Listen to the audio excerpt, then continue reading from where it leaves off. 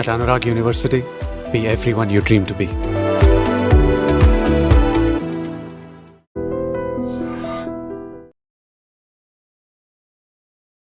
నమస్కారం, welcome to iDream.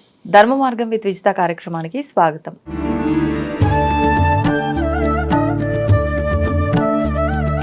ప్రస్తుతం మనతో పాటు ఉన్నారు ప్రముఖ జ్యోతిష వాస్తు పండితులు, భారతీ శంకరపీఠం వ్యవస్థాపకులు, బ్రహ్మశ్రీ అన్నవరపు తిరుపతి మూర్తి అవధాని గురుగారు. ఇప్పుడు గురుగారితో మాట్లాడతాం. నమస్కారం గురుగారు. పరమేశ్వరార్పణం. గురుగారు, లలితా సహస్రనామ పారాయణం అనేది ఈ మధ్యకాలంలో ఎక్కువగా చేస్తూ ఉన్నారు. అసలు నిజంగా అంటే ఉన్న నామాలన్నింటికి సంబంధించిన అర్థం తెలిసి మనం కనుక పారాయణం చేస్తే ఎక్కువగా ఫలితం ఉంటుందా? అర్థం తెలియకపోయినప్పటికీ భక్తి శ్రద్ధలతో పారాయణం చేసినా కూడా ఫలితం ఉంటుందంటారా? ప్రధానంగా లలితా సహస్రనామానికి పేరు లలిత రహస్యనామ స్తోత్రము అని ఉంది. మరి రహస్యనామ స్తోత్రం అని చెప్పబడి ఉన్నప్పుడు సహస్రనామ స్తోత్రంగా ఎలా పడితే అలా పారాయణ ఎందుకు చేస్తున్నారు? అర్థం తెలుసా, అర్థం తెలీదా విషయం తర్వాత. అసలు రహస్యము అనేటువంటి దాన్ని బట్టబయలు ఎందుకు చేస్తున్నాము అనేటువంటిది కూడా ఒకటి మనం తెలుసుకోవాలి. 2, లలితా సహస్రం అనేటువంటిది ప్రధానమైన నామకరణం కాదు. లలిత రహస్యనామ స్తోత్రం ప్రధానమైన నామకరణం. ఆ లలిత రహస్యము అని ఎందుకు వచ్చింది అంటే మొత్తం ఆ స్తోత్రంలో ఉన్నది మొత్తం బీజాక్షరాలే. బీజాక్షరము అనేటువంటి దాన్ని రహస్యంగానే ఉంచాలి, బయటకి చెప్పబడేటువంటిది కాదు. బయటకి చెప్పబడేటువంటిది అన్నప్పుడు రహస్య నామము అని రాదు. మరి అందులో ఉన్నది మొత్తము కూడా బీజాక్షరములు అంటే 5400 పైన బీజాక్షరాలు. అందులో 183 శ్లోకాలు. అక్షరాలుగా తీసుకుంటే ఒక్కొక్క శ్లోకానికి 32 అక్షరాలు ఉన్నాయి. ఒక్కొక్క విధానంలో 8 భాగాలు ఉంటాయి, 8 అక్షరాలు. శ్రీమాత శ్రీ మహారాజ్ఞి 8 అక్షరాలు, శ్రీమత్ సింహాసనేశ్వరి 8, చిదగ్నికుండ సంభూత 8, దేవకార్య సముదిత 8, ఇలా 5400 వరకు మనకు అక్షరాలు. అన్నిటికీ 8 అనే సంఖ్య ఎందుకని గురుగారు? 8 అంటేనే చాలా గొప్పది అనేటువంటిది, ఐశ్వర్యం అనేటువంటిది 8 రకాలుగా ఉంటుంది. ఆ 8 రకాలుగా ఉండేటువంటి ఐశ్వర్యాన్ని ప్రసాదింపజేసేటువంటిది. అలానే దరిద్రము అనేటువంటిది 8 రకాలను అనుసరించి ఉంటుంది. ఆ 8 రకాల దరిద్రాల్ని పూర్తిగా పారదోలేది. అలాగే దిగ్బంధనము అనేటువంటిది 8 రకాలుగా ఉంటుంది, అష్టదిగ్బంధనం అని చెప్పి. ఆ దిగ్బంధనం నుంచి బయటికి తీసుకొచ్చేటువంటిది. దారులు 8 రకాల దారులు ఉంటాయి. ఆ 8 రకాల దారిలో ఏ దారి నుంచి వెళ్ళినప్పటికీ కూడా మన గమ్యం చేరాలి అనేటువంటి విధానం 8కి మూలం. ఓకే. కనుక మనకు అర్థం తెలిసిందా తెలీదా కాదు, అది చేసేటువంటిది మనస్సుగా చేసామా లేదా అనేటువంటి విషయం ప్రధానంగా తీసుకోవాలి. ఆ పుస్తకం ఇలా పట్టుకున్నప్పుడు శ్రీమాత శ్రీ మహారాజ్ఞి అనేటువంటి దానికన్నా మనస్సులో చదువుకోవడం శ్రేయస్కరం, బయటికి చదవకుండా. రహస్యం అనేటువంటి పదం ఉంది కాబట్టి అసలు ఉపదేశం లేనిదే చదవకూడదు. ఓకే. ఉపదేశం లేనిదే చదవకూడదు.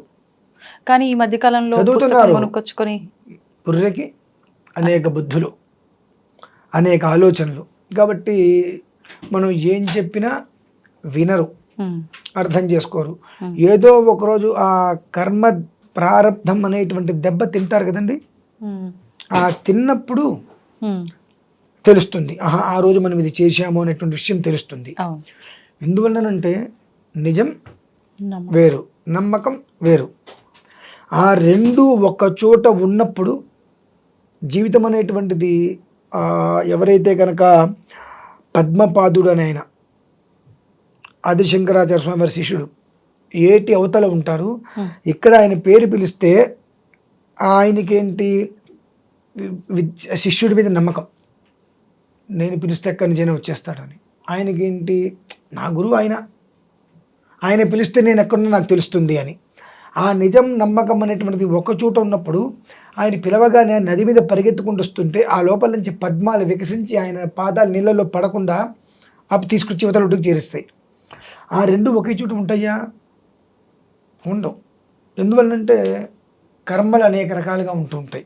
ఉండాలి అనుకున్నా ఏదో ఒక కారణం చేత ఉండకుండా ఉండడానికి ఎక్కువగా చేస్తూ ఉంటుంది. కనుక కొన్ని కొన్ని ప్రారంధ కర్మవశాత్తు మనం బయటికి చదివినప్పుడు దాని యొక్క ఫలితాలు మనం తీసుకోలేం. ఉపదేశం లేకుండా అసలు చదవకూడదు.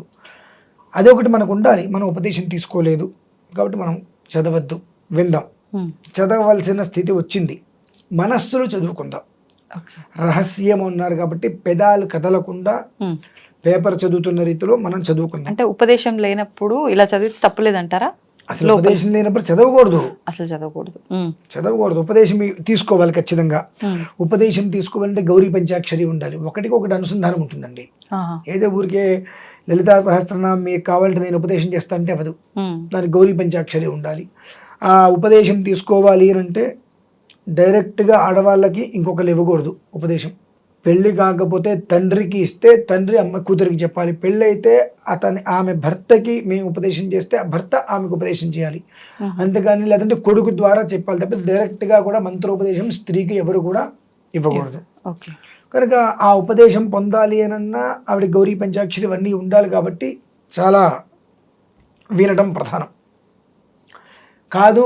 అమ్మవారి మీద ఉండేటువంటి భక్తితో నేను చదువుకుంటాను అంటే చదవద్దు, మనస్సుతో ఆస్వాదించండి.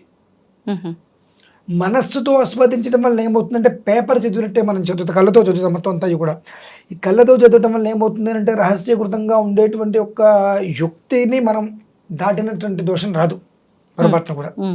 2, అందులో ఉండేటువంటి స్వరాక్షర పదవృత్త వర్ణాలు ఏవైతే ఉన్నాయో అవి తప్పు చదివినటువంటి పాపం రాదు. మనస్సు కుదుటపడుతుంది. కాబట్టి ఆ కళ్ళతో దాన్ని చదివే ప్రయత్నం చేయండి మినహాయిస్తే అర్థం తెలుసుకోవాలా వాటితో పనే లేదు. దాని జోలికి వెళ్ళకపోవడం ఉత్తమం. వెళ్ళాము అనేక కొన్ని శ్లోకాలు ఉంటాయి. ఆ శ్లోకాలు తీసుకుని చేసే విధానం ఒకటి ఉంటుంది. అలా కాదు 183 శ్లోకాలు చేద్దామనుకున్నప్పుడు మనస్సుతో పారాయణ చేసుకుంటే తృప్తి కలుగుతుంది.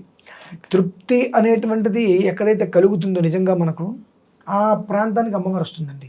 అది మనం గ్రహించుకొని దాన్ని అనుసరించి ముందుకు వెళ్ళినట్లయితే మనం ఇది కావాలి అని కోరవలసిన అవసరం ఉండదు, అది వచ్చేస్తుంది.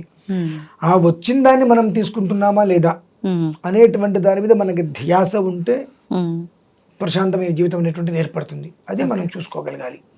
ఇప్పుడు ఒకవేళ ఉపదేశం తీసుకోవాలి అని అంటే మొత్తం కాకుండా అందులోంచి ఏదో ఒక నామాన్ని తీసుకొని అలా చేసుకోవచ్చు అంటారా? మొత్తము చేయాలంటారా? అసలు ఉపదేశం కావాలంటే ముందు గౌరీ పంచాక్షరి ఉపదేశం ఉండాలిగా. ఆ గౌరీ పంచాక్షరి ఉపదేశం ఉండి కనీసం 1,00,000 సార్లు మనం దాన్ని జపం చేయగలగాలి. గౌరీ పంచాక్షరి చేస్తే పర్లేదు, అర్హత ఉంది, మనం ఇవ్వవచ్చు అనేటువంటి స్థితి ఉంటుంది. అసలు గౌరీ పంచాక్షరి అంటేనే చాలా మందికి తెలియదు. గౌరీ పంచాక్షరి అంటేనే చాలా మందికి తెలియదు. కానీ ఆ గౌరీ పంచాక్షరి అంటే ఏమిటో తెలియని వాళ్ళందరూ కూడా లలితా సహస్రనామాన్ని మైకి పెట్టుకొని పారాయణ చేస్తూ ఉండటం వలన దాని యొక్క వైబ్రేషన్ మనమైతే పాజిటివ్గా అయితే పుచ్చుకోలేం. నెగిటివ్ వస్తుందని నేను చెప్పను, పాజిటివ్ మాత్రం మనం తీసుకోలేం. ఏదో వాళ్ళు చూశారు, నువ్వు వీళ్ళ కోసము వాళ్ళ కోసమో గొప్ప పేరు కోసమునో మైకులో పెట్టి చదవడం మినహాయిస్తే అది ఎంత దోషమో మనం తెలుసుకోవాలి. రహస్యం అనేటువంటి చెప్పబడినప్పుడు దాన్ని రహస్యంగానే చెప్పగలగాలి. బయటికి చెప్పగలిగేటువంటి విధానాలు కొన్ని ఉంటాయి, అప్పుడు మాత్రమే దానికి అర్హత బయటికి చెప్పడానికి. ఎప్పుడు పడితే ఎప్పుడు ఎలా పడితే అప్పుడు నేను బయటికి, ఇప్పుడు నైమిత్తికం అని అంటారు, నవరాత్రులు ఇలా వచ్చినటువంటిప్పుడు అమ్మవారికి 1,00,000 కుంకుమార్చన చేస్తున్నాం అన్నప్పుడు దాన్ని బయటికి మనం ఉచ్చరిస్తాం. విడిగా నిత్య జీవితంలో దాన్ని బయటికి మనం ఉచ్చరించేటువంటి స్థితి మనకు అర్హత లేదు. అది తెలుసుకోగలిగితే బాగుంటుందండి. ధన్యవాదాలు గురుగారు. పరమేశ్వరార్పణం. And for more videos, please subscribe to iDream channel. Subscribe to iDream Media. Please subscribe to iDream. Please subscribe to iDream. Please subscribe iDream. And please subscribe to iDream. For more videos, subscribe to iDream.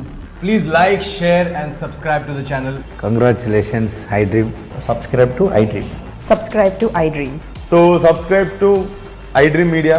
iDream ki iDream team andarki huge congratulations. Please subscribe iDream Media. Please subscribe to iDream. Subscribe iDream. Please subscribe to iDream. iDream అంటే నా కళల channel subscribe చేసుకున్న నోరు తిరుగుతలేదు, మీరైతే గంట గుర్తు కొట్టండి. For more such videos, please subscribe to iDream. Subscribe to iDream. Please subscribe to iDream. Please subscribe iDream Media. Please do subscribe to iDream. Please subscribe to iDream Media. For best entertainment and information, please subscribe iDream. And don't forget to subscribe to iDream.